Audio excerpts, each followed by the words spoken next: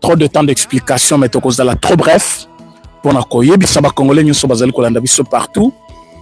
L'essentiel de ce procès d'aujourd'hui, dans la ville de Kinshasa et partout ailleurs, en République démocratique du Congo. Bande Kobalandi, naïveté, dans notre pays, une fois nous avons accédé à la fonction de monnaie, et là, elle bosse face à les actes Kozanga, respect envers l'autre Congolais.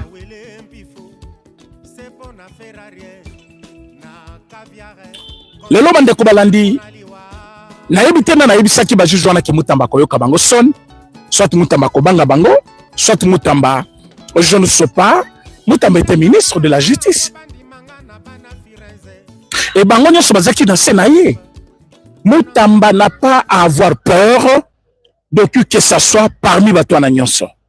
Mutamba connaît bien l'appareil judiciaire congolais parce qu'il est avocat dans ce pays et il est devenu ministre de la justice dans ce pays. C'est-à-dire Mutamba connaît tout. Et comme Mutamba connaît ça, parfois Mutamba va avoir peur d'eux. Ils ont commencé à menacer Mutamba en plein procès. J'espère que vous avez suivi. Mutamba Suki Mutoma Yebisi Bango. Je ne suis pas ici pour recevoir le menace. Si vous avez déjà fait le complot et que vous êtes dans ce complot-là, passez directement à l'action et je vais assumer. Mutamba Yebisi Bango Bongo Pambate. Mutamba a accepté tout en tant que Congolais. C'est la justice. Accueilli pour répondre à la question que je vais poser. Et puis la question que je vais poser, Mutamba a répondre. Bande Kobalandi. Mutamba a sengaki. Babengelaye bat oyo. Ministre Yakala, ya justice. Il fallait babengela Mutamba. Premier ministre, Madame Sominoa, malgré moi je suis dessus, qui a causé la retenue comme chef du gouvernement, je suis très dessus, mais ce n'est pas moi qui fais les choix, le président fait les choix, on accepte et on avance. Sominoa, Babengi Sakiye, Mutamba Lobaki a comparaître, ministre du sport, Mutamba Lobaki, il n'est pas à comparaître. Mes chers amis, justice n'abissona batuna wango, batikali kotinde la batouana nyonso na invitation pour baya pour assister na procès babengi kaka batumi balé le moindre d'ailleurs qui ne représente rien par rapport ya attente ya batunyo sozali kolanda procès babengi Rose Mutombote l'ancien ministre ya nani ya justice babengi premier ministre te wazali madame Suminoa babengi te ministre ya sport babengi te babenga ki pe l'ancien chef de service de l'IGF. Babengi bangote, babengi pénalité. Moussonano babenga kitenani. Bazaki wana soki 5 ou 7 oyo baza important oyo Mutamba Lobaki baya ko samba. Ba comparaître lumière et monana. Mais voilà le juge arrogant. Na yebite parce qu'il y a l'attaque noire parce qu'azali kuna azali ko samba sakuna na ministère public. Soit parce que PC dossier à monnaie ne sa journal ministre. Le monsieur avec son arrogance azo ganga sur Mutamba pour rien comme ça. Mutamba c'est qui d'abord? C'est une humiliation. Il million makas monsieur le juge. Au moins Mutamba c'est qui makas tant yozo ganga yazo sekayo. Mais après il a parlé comme un homme d'État. Simako Sekayo qu'est-ce qu'il a dit? Il a dit si tu es dans les complots et que votre complot a été déjà fait, passez directement à l'acte, je vais assumer. C'est très humiliant, il bosse batinyoso. La caméra mokilmobimba wazuyango. A commis, tu l'as déjà dit plusieurs fois, c'est acté. Acté, ça veut dire quoi? Même si c'est acté, vous n'allez pas condamner quelqu'un. Oyo, tala. Bozo zanga même ninga kokena dossier. Chers Congolais, dans ce dossier, tout est clair. Mutu ako sabinote. Mbongo oezalaki destiné. La construction de la prison est ça. La continue compte la société où il fallait y tonga. Mutamba Constant. Nambongo il fallait tonga. Prison wana a eu seul 100 francs.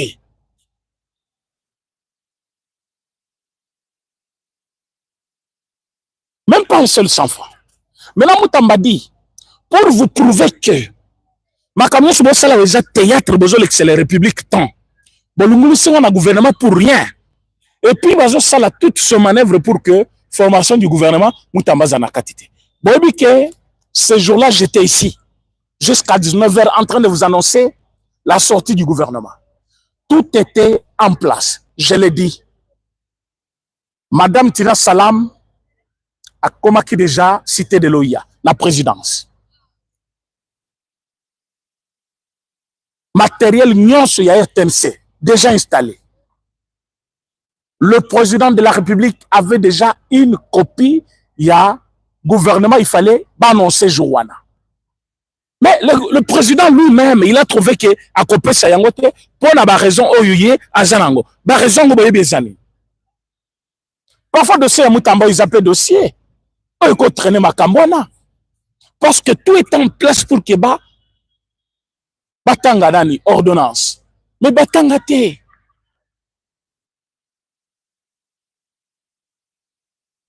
ils sont là. Bayebisi bango, appelez tout ce monde pour dossier Yebani. Appelez son des témoins. Bon, invitez bango tebaya ko sambawa. Invitez-le. Moi, je suis l'ancien ministre de la Justice. Appelez-moi ces gens de venir comparaître. Pas comme Batu Oyo Bazali, accusé, mais ils viennent ici comme des témoins de l'affaire. Oh, il y a eu vice de procédure. Bon, il y a quitté. Bon, autorité n'a pas quitté. Bon, autorité n'a pas évité.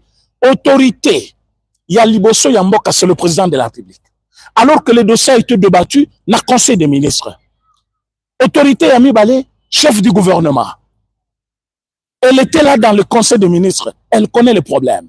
Et par après, à Komina Mukanda, à Tindel Mutamba, lobby, monsieur Mutamba, accélérer les projets, les dossiers de construction de prison de Kisangani. Baye Koloba Isusu Balobi, après Koloba accélérer Moussala, monsieur le ministre a trouvé un partenaire qui devait construire. Il y a Moutaloba qui va accélérer Moussala, Bakomelie, a beau répondre. Le Balobi, non, yo au sali marché, et le marché n'a pas été validé par hiérarchie nayo. Bon, quelle est cette hiérarchie? Comme Ezali, Premier ministre Aya Boye, alobaka ebi dossier oyote, alobaka na komela qui était, alobaka ati kali ko accusé réception ya document ba komela yete. Alors, c'est grave que na primature, mes chers amis, primature, dossier écouté, document écouté, mais document wana oyo ba accusé réception batanga yangote. C'est grave. C'est très grave. Donc, madame la première ministre, document ya ministère ya justice écouté, mais il y a tangi yangote. Vous trouvez ça normal? Vous trouvez ça facile? Vous trouvez ça comme ça amusant comme les gens namoni bato bakomi bazomona ngolo lokola problème ko s'amuser nango?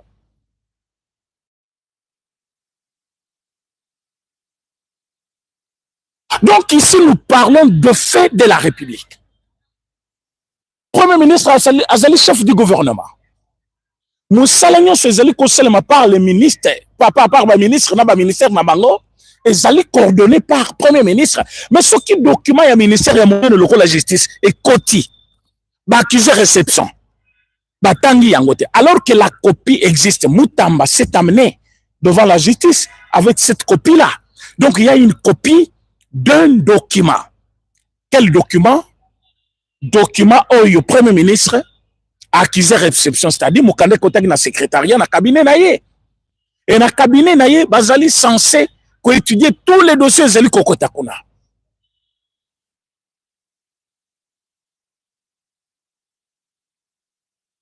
Et ces gens veulent passer le temps comme ça. La République, qu'est-ce qu'ils gagnent en passant le temps comme ça? Bah, honoraire na bango. ou soit ils veulent se faire les noms en jugeant Moutamba, ou soit bazali wana pona kolakisa ke république ezali kosambisa bato nyonso. Bien sûr, tout le monde est préjudiciable, plutôt justiciable, voulais-je dire, excusez-moi, justiciable. Alors, ce qui déjà, tout Congolais est justiciable, tozali na droit, il y a comment on appelle Moutamba kuna, bazo sambisa ye, et Moutamba doit être écouté comme tout le monde aussi. Mais quand Moutamba parle, vous n'écoutez pas. Vous prenez ma kambu ya banda qu'on a bien négocié na mesa, na ibite qu'est-ce qu'ils veulent de Moutamba. Mais Moutamba, qu'est-ce qu'il a dit? Moutamba dit ceci. Moutamba dit clairement que na mbongo oyo bazali koluka 19 millions, avant yango il y avait 17 millions. Oyo et bongi na keswana avant ya koma kuna comme ministre, oyo ba yebi côté kindate. Ministère public wana. Le même juge le na mona zo fongola mismini na zo finga zo loba Moutamba comme si yo za juge. Ozo gueuler sur prévenu même s'il est prévenu. Mais tant que zo fongola misma kasi po gangela ebongo na miswa bato. Na yebite. Pona ko kitisa ye parce que azaki ministre, wazaki ko empêcher bino, azaki ko aller. Ozo gangela ye. Qu'est-ce que je vis là-bas? Nous avons tous trouvé que c'est un complot tel que Moutamba l'a signifié, c'est un complot contre Moutamba, et ce complot contre Moutamba, c'est le président de la République. Pourquoi président Tchaki Moutamba? Président le qui justice ses alliés malades. Président le Biango plus d'une fois. Aki na poto le Biango, aye na Congo Betiango, na palais du peuple le Biango. Président Abanda Kikolela. Mais la formation du gouvernement, le président ne vous a pas trouvé tous ces gens-là. Les éminents professeurs du droit, Bino ba juge Yakala, Bino ba tobosali carrière avant Moutamba. Le président ne vous a pas vu. Le président a vu Moutamba. C'est-à-dire le président avait un coup d'œil. Il savait que ce monsieur va m'aider. Et le monsieur est venu. Tout le monde était d'accord avec lui. Tout le monde était d'accord avec lui. Et quand Moutamba a convoqué l'état généraux de la justice, na état généraux de la justice, bazali ko étudier makambo nino ezali ko miner justice samboka na biso. Babandi ko bimisa makambo ezali ko bebisa justice. En ce moment-là, tous ces juges-là, tous ces magistrats qui étaient dans un système, nous étions dans un système. Nous étions dans un système. Il y a le système, il y a Zanan, mais il y a un Congolais courageux, un Congolais juste, un Congolais qui aujourd'hui même Moutamba yibibiso toko beta même maboko mais muyibi nyoso bako betela maboko te. Pourquoi? Parce que Moutamba mbongo azotonga wana hôpital wana ezanda ko tata na yete. Azali ko tonga ndako ya bureau ya mibale na yete ya mwasi na ya mibale te. Azotonga ndako ou école na kombo na yete. Azotonga prison pona ko désenclaver ba prison ya mineno ezali ko bomba bato belé alors que ezaki prévu pona bato muke. Alors ce qui mbongo ezaki pona prison que Moutamba tongi prison, je ne vois pas le mal. Or, il n'a pas touché. Bon, de bozangi argument, bozangi place à côté là, comme côté à gauche, droite. Mes chers amis, soyons trop sérieux avec ce genre au bazali kosami sa Moutamba parce que Kalate Makambu ezoyina. Bon, like émission, s'il vous plaît. Partagez notre émission, partagez s'il vous plaît, et puis je vais vous dire quelque chose.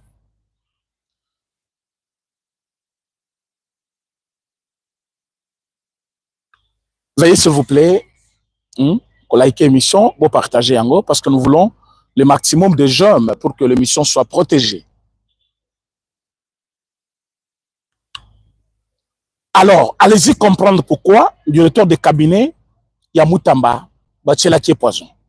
Parce qu'il avait tout un tas de dossiers, il connaissait beaucoup de problèmes, alors ils ont voulu balongouler Plassoane. De deux, vous allez comprendre que Batunyo so bazali ko sambisa Moutamba. Bangonde bazaki victime ya droiture ya Moutamba. Tango Moutamba lobby ke mbongo ekota lisusu na maboka batute, mbongo ekota na caisse de l'État, kaka bango anande ba makelema na bango, basi na bango ya mibali ya bandumba bazaki nango partout. Pauvreté koti. allez-y comprendre que bato bayaki na système ya kanyaka ya moyibi na justice bazali wana ebele bato bazaki ko prolonger ba dossier ya bato kokanga bato kotekisa bato mapangu na nko bato bazaki kokosela bato ba problème bato bazaki baye na limité ona batali lupango boye balobi yazaka na nani azaka na famille nini ndako ya monene boye allez basali ba faux document babengisi mutu moko bakena na justice bango siko bazana bato na bango kuna ba camarade na bango babengaka ba confrère avocat c'est fini yo poli bakamati ndako na yo omona mutu na balabala zolela yo kanisa lela ma sécurité sérieux babotoli ndako kobotola et tous ces gens bazali plein na justice lelo alati to jeune pour rendre justice mais parce qu'azana besoin à comme un millionnaire et tous les avocats vous verrez plusieurs avocats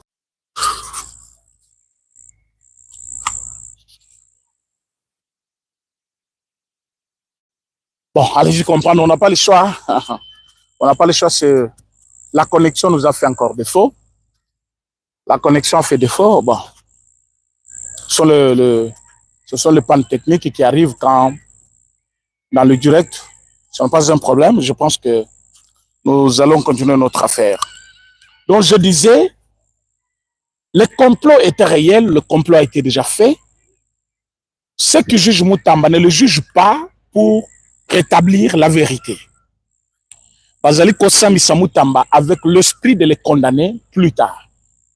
Et ils veulent gagner le temps. Bazali Kosala, c'est juste pour gagner le temps. Après avoir gagné le temps, ils vont condamner Moutamba. C'est ce qu'ils font. Mais Moutamba s'est dit prêt. Il a dit il va assumer tout. Il va s'assumer. C'est-à-dire, mes chers amis, on n'a pas le temps. Il y a que gaspiller pour na lukuta na bango. Parce que comment ça fait-il? Moutamba a dit invitez-moi ces gens-là. Invitez-moi ces gens-là. Baye bisabino si. Na yibimbong. Oyo balobi waza ba autorité na ngai botu na bango soki ba yebi dossier. Mais soki ba yebi dossier c'est que botika ko tungisanga pour rien. C'est comme ça. C'est ce que Moutamba dit. Mais ils ont pris le luxe. Yakobo yakotine de la bato na invitation pour na ko inviter bango ba ya ko samba. Bazui tant kaka ya ko préparer ba lukuta la bango belé belé. On va menacer Moutamba. C'est pourquoi vous voyez Moutamba, à un moment donné, il était relax. Il s'est moqué beaucoup de Alobi. C'est grave. Je ne suis pas ici pour recevoir des menaces. Faites ce que vous voulez, je vais assumer. Donc, c'est la parole de quelqu'un qui connaît déjà l'affaire et il connaît qu'il y a un complot contre lui. Et il dit, ah bon, je vais assumer. Je vais assumer.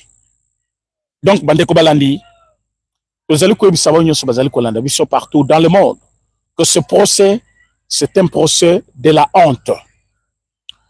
Un procès de la honte. Yabato oyo balinko sale la république. Lobby bomonaki Kabuya. Bomonaki Kamere.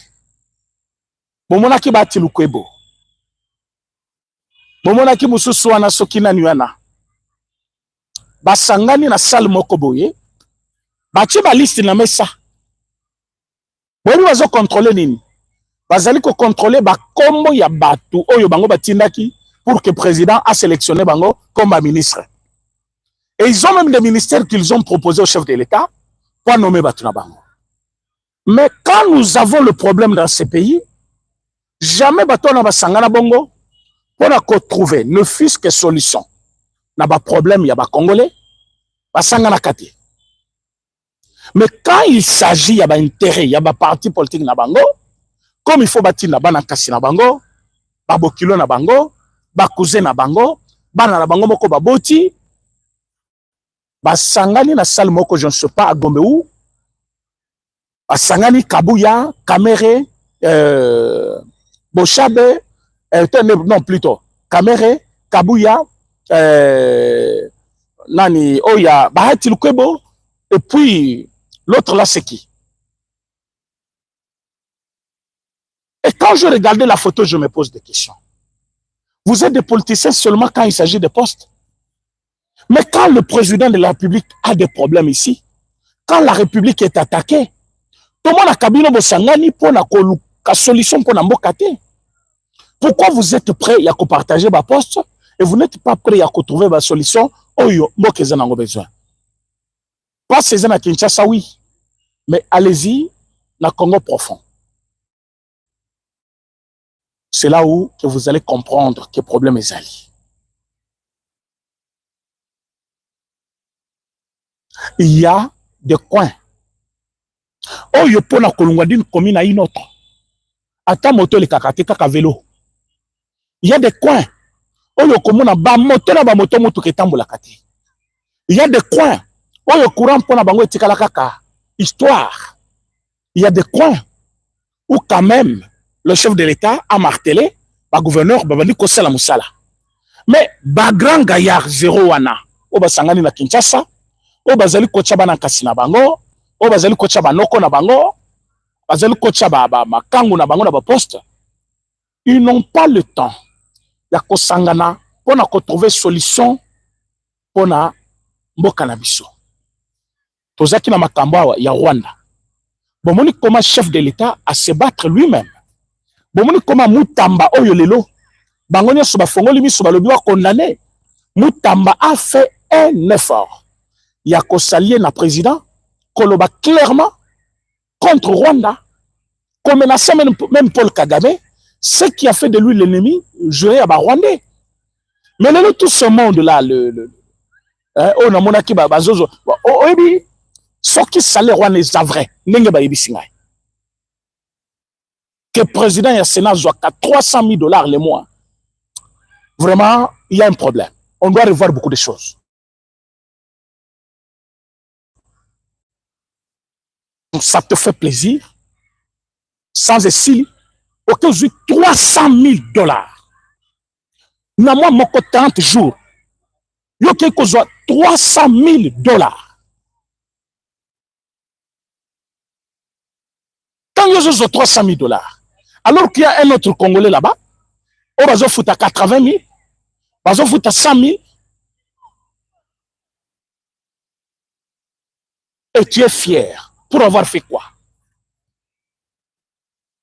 Parce que tu fais quoi? Pose $300,000 le mois. Basé belé. Bato bazali ko toucher ba mbongo wana. Na ba institution belé. Assemblée nationale, Lengemoko Kamere touche beaucoup d'argent le mois. À peu près le même montant, $300,000.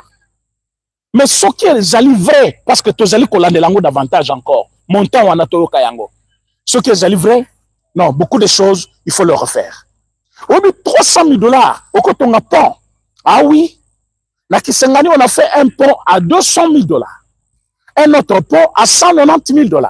Mais toi, tu as 300,000 chaque mois. Au Sakanangonin, à te coller à Pambana, et coller à Pamba ou Namboka na yo tongate. Batouana Bazaïbeli. Et Mutamba était parmi les ministres Oyo, Bandaki Koluka, va redresser quand même justice Sambo Kanabiso pour que Batunyoso va se retrouver. Voilà pourquoi ils ne veulent pas de Mutamba. Voilà pourquoi ils ne veulent pas de Mutamba.